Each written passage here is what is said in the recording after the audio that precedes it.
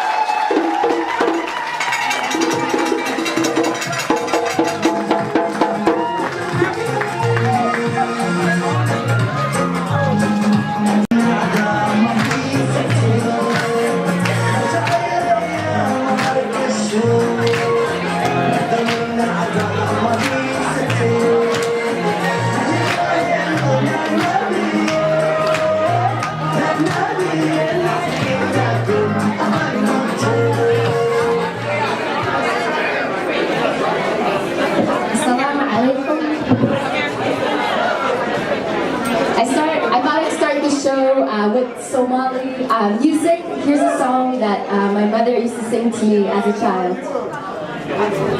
Father mo'y sanduk karato, abahadaru yakta, koye de bure dukta. Father mo'y sanduk karato, abahadaru yakta, koye de bure dukta. All the African people make some noise.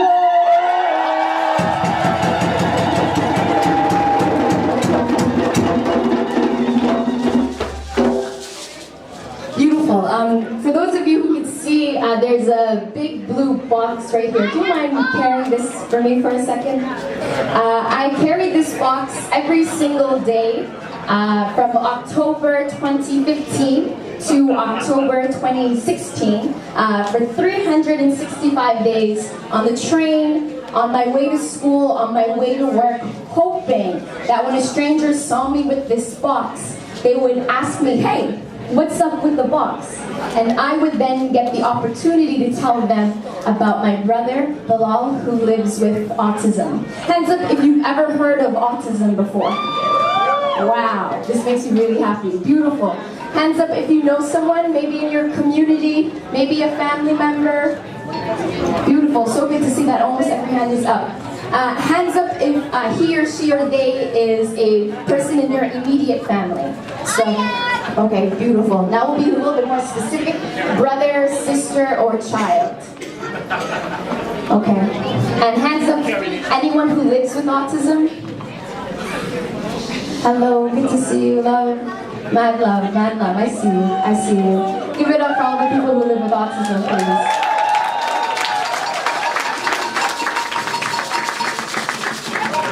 What I found during this challenge was that people were more likely to help me with a box than they were to help or interact with my brother when we were out in public.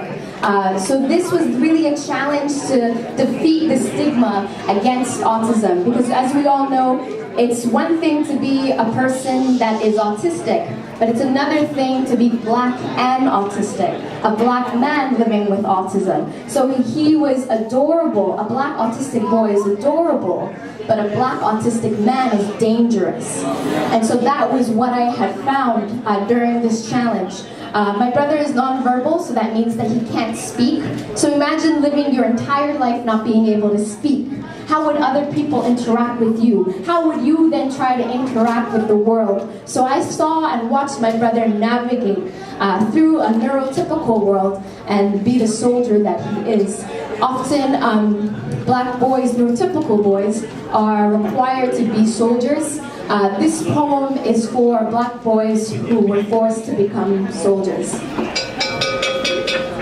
Homies like him don't pass in the sleep camp out in the streets. Won't back out lest that bottle's empty.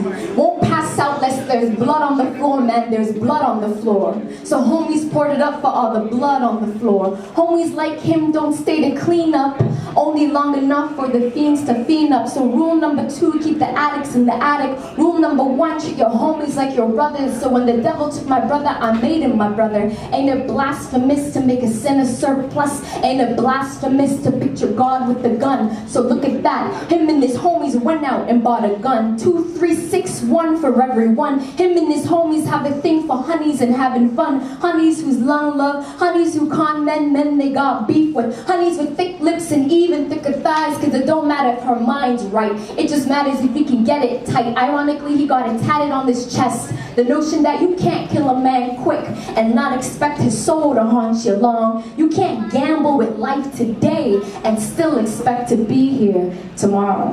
When I say hi, you say hey, hi. Hey, hi. hey. When I say hey, y'all say ha, hey, Ha, hey. ha. When I say I love black, you say people. I love black People. I love black people. Now we're gonna bring Queen Latifah into the room, right? When I say you and I, you say TY, alright? You and I, TY. You and I, TY. That's a unity. You and I, TY. Hey, when I say free, you say dumb. Free, Dumb. free, Dumb. Thank you so much, y'all. Thank you.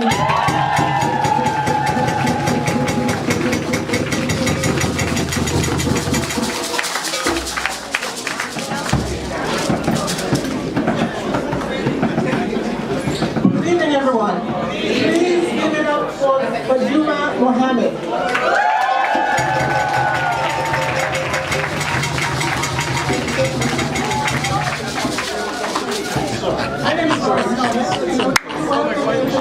TV in his end. Freedom Emancipation Train Ride. We are as excited tonight as we were at the very first offering. So thank you very much for coming out.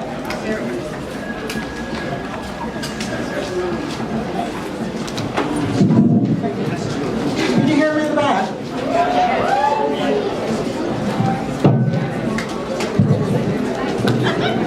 So again, good evening.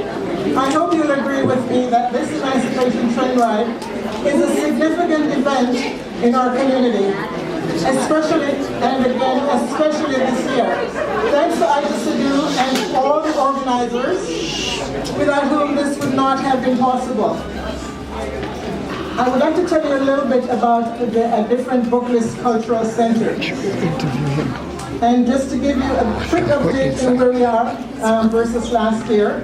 As you know, last year we went from a small bookstore to what is now called a different Booklist Cultural Center. This incorporates a bookstore and a cultural space. And it is a space where the community... Oh my gosh, I must tell you, this is so wonderful. You came at 9 o'clock and this has to be the earliest start ever. Whoever said we are not on time? There we go. And you know what is wonderful about today is, and I woke up this morning and the first thought that I had was in August 1st, 1834, we defeated the big lie. The big lie that said that people of African descent were not human beings and were less than. We defeated them. We defeated them with the Battle of Haiti and the Haitian Revolution. We defeated that lie with Muslim and volcanoes. And while we do have allies, we are very clear that we have enabled our emancipation and we have fought hard and long for our freedom. So every July 31st or August 1st, we recognize Emancipation Day because we know that the isms and the racism in this world is still alive, and so we have to expose the truth. So I'm happy to see all of you out here tonight because you know that we can defeat great big lies. Give yourselves a round of applause if you are in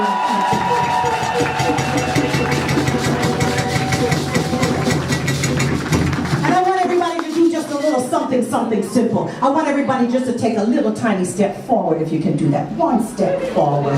Then I want you to move one step to the side. And then I want you to move one step to the other side. And then I wanted you to move one step just further now, in front, just step forward. Wow, you have made change. And one of the things some people thought, the middle passage was hot.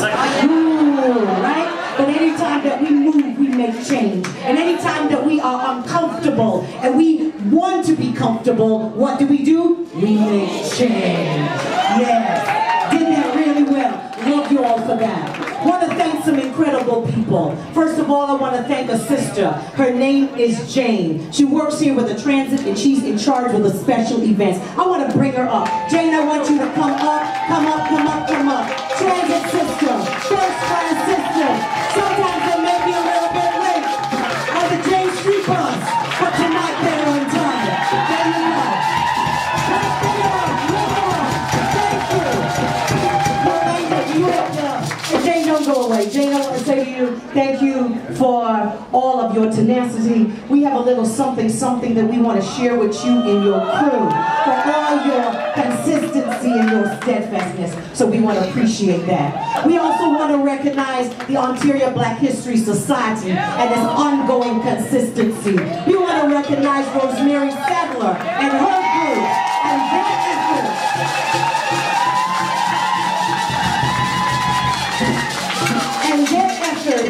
And challenging the federal government to declare August 1st Emancipation Day nationally.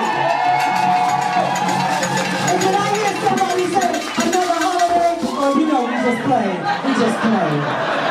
And how many people here yet, also too, if you have not yet walked down the laneway of Charlie Roach off Sinclair, you gotta drop it and you gotta do that. And we did that a couple of weeks ago. I think it was last week sometime. There was a naming of the Charlie Roach laneway. And when we think of Charlie Roach, we think of him as being the convener of what we now call the carnival in this city. And Roger Gibbs says, Carnival is the most public expression of emancipation. So when we see people going down the road and they may be whining and doing all that kind of thing, we must be clear that that expression comes out of emancipation.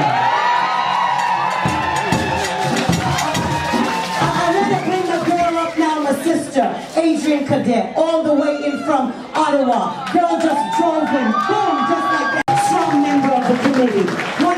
Acknowledge Yolanda McLean and all the people who are trade unionists tonight.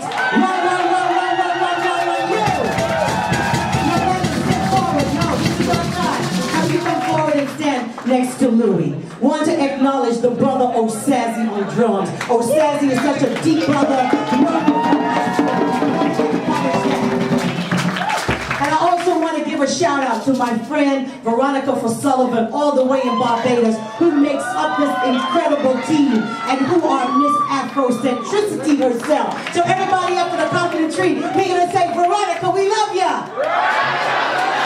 Yeah, we roll it like this, we roll it like this, we roll it like this.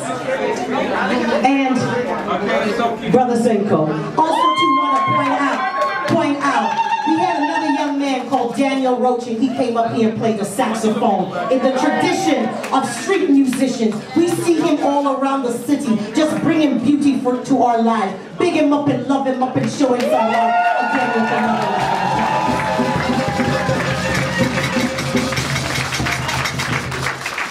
And Fatima, the next generation of poets, a woman who's part of the Rise movement, who is in the tradition of the dub poets and all that came before her, and all our great writers. Give her some love, and I was so happy tonight.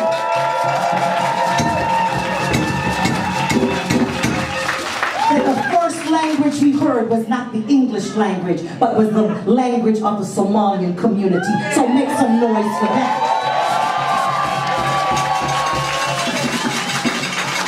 And now I want to big up my mother, Gloria Walker, first time that she's in the house. And she was one of the first women of 25 out of Barbados who came on the domestic system. And those women who came before us paved the way so that we can be better.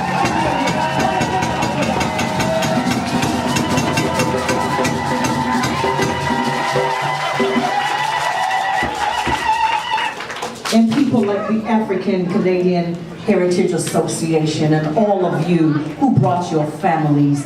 I am so proud that people here can be 2 and 92. And when I see you fanning, I know that you are not in discomfort, but that you understand that our struggle has been one that has been heated and it's been hot and it's been uncomfortable. And so you are going through the moment. And as we transition during this train ride, when we get down onto the platform and we feeling it's a little bit hotter, I want you to tell yourself, ooh, the middle passage might have been like this. But I always want to tell you and remind you every year I say this, we are great limbo dancers. And despite how low the bar is, we always rise to the top again.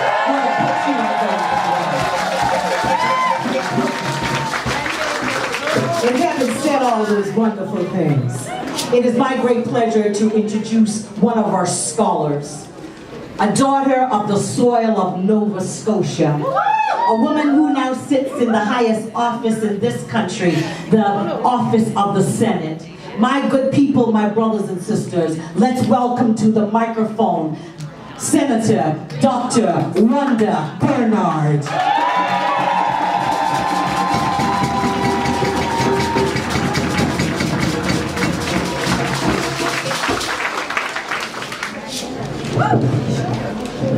Oh my goodness. The view of you from here is absolutely amazing. So I can see, where's Ida? Where did she disappear? Ida, I can see when she's talking about everyone else who's moving and shaking and dub poetry and all of that. And She was here moving and shaking, and it's just amazing what you have done, my sister, what you are doing. Yes. Woo, woo. Absolutely amazing. So yes, I'm a senator representing Nova Scotia.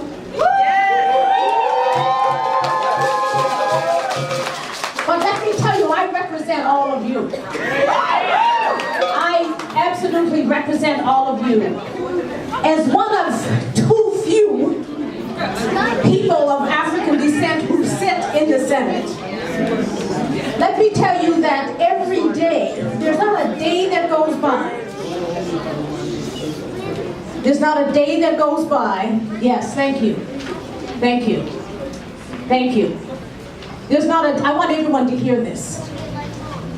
There's not a day that goes by that I don't bear the weight of the responsibility of speaking, thinking, feeling, remembering the realities of African people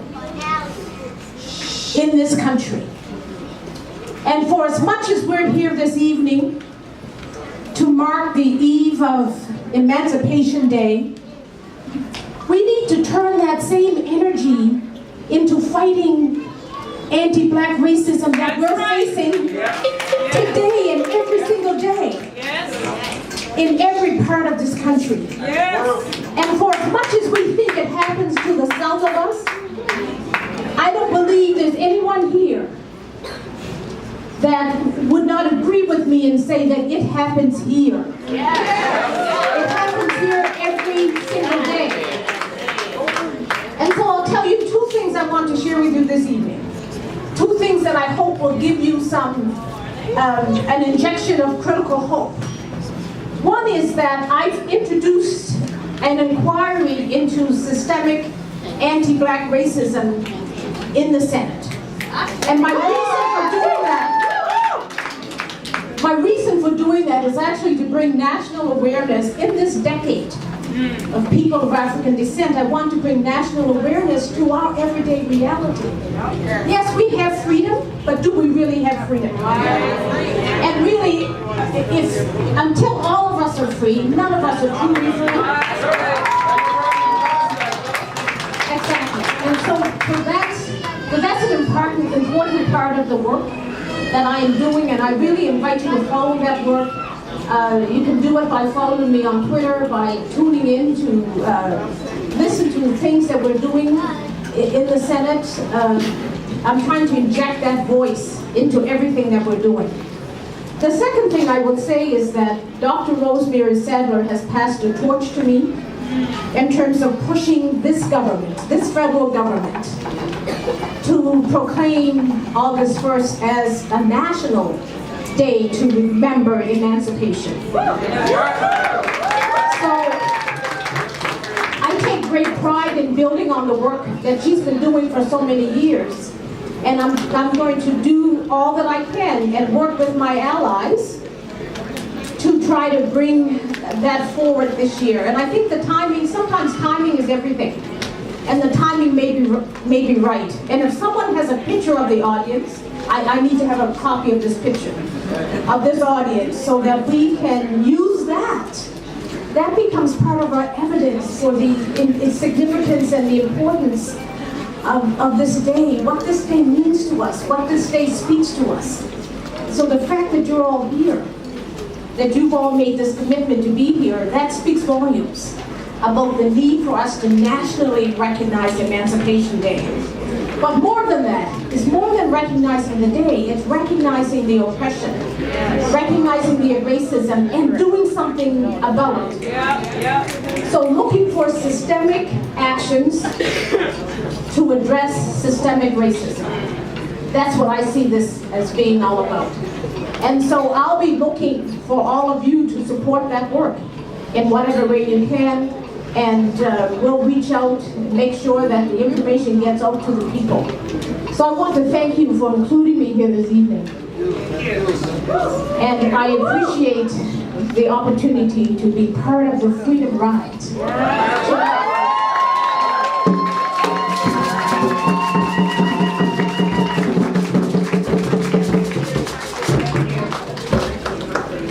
my sister, Senator Dr. Wanda Barnard, a daughter of the soil of Nova Scotia. Make some noise, beautiful people.